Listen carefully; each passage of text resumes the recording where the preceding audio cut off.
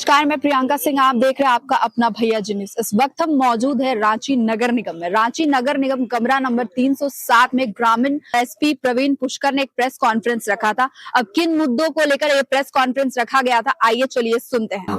विगत दिनों हुए गृह भेदन के घटनाओं के मद्देनजर वरीय पुलिस अधीक्षक द्वारा एक एसआईटी का गठन किया गया था जो इन घटनाओं का उद्भेदन करे। तो एसआईटी ने बेहतरीन काम करते हुए एक गैंग की इसमें संलिप्तता पाई है। इस गैंग में 5 से ज्यादा लोग हैं जो ऐसे जो बंद पड़े घरों का रेकी करते थे और उसके बाद मौका देख के उस घर का ताला तोड़ के उसमें प्रवेश कर मोस्टली ज्वेलरी और कैश वहां से चोरी करते थे। तो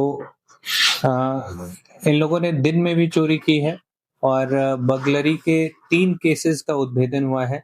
इसमें अभी तक 2 गिरफ्तारी हुई है। जो फिरदौस अली वो नामकुम का रहने वाला है और ये जो पूरा गैंग है ये ज्वेलरी चोरी करने के बाद अपना सामान कांटा टोली में एक माँ ज्वेलर्स करके दुकान है वहां पे वो बेचता था।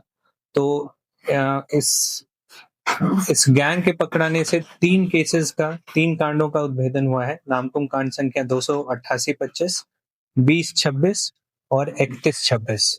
और इस पूरे केस में जो बरामदगी हुई है वो 100 ग्राम से ज्यादा सोने की बरामदगी हुई है और 100 ग्राम चांदी की बरामदगी हुई है। इसमें दोनों आरोपी का आपराधिक इतिहास है। जो ज्वेलर शॉप का ओनर था वो 3 बार जेल जा चुका है पहले, और जो फिरदौस अली है वो 1 बार जेल जा चुका है। तो इन दोनों का आपराधिक इतिहास रहा। तो किस तरह से ये लोग घुसते थे सर? ये सभी लोग बाहर हैं या फिर आप लोकल भी 5 का इन्वॉल्व? तो इसमें जो गैंग मेंबर्स हैं वो कुछ लोकल हैं। ये लोग पूरे जो जिस घर में चोरी करनी होती थी पहले उसका रेकी करते थे। 2-3 दिन तक ये देखते थे कि उस घर में कोई मूवमेंट है कि नहीं।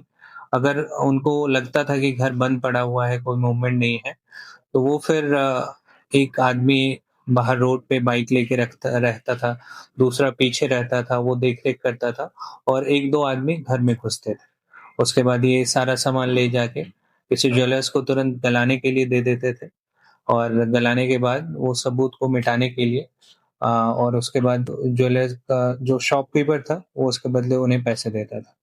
तो इस कांड में अभी तक जो बरामदगी हुई है वो गलाया हुआ सोना जो 2 पीस है और 10 पीस बड़ा और 4 पीस छोटा अंगूठी, 1 मंगलसूत्र का लॉकेट, 7 पीस नथिया, 1 ढोलना और उसके बाद भी और भी चीजें इसमें बरामद हुई। सर, जैसा आपने बताया कि ये जो ग्रुप है इसमें 5 लोग इन्वॉल्व थे, 5 अभी तक 2 लोगों की गिरफ्तारी हुई है और लोगों की गिरफ्तारी की कोशिश की जा रही है।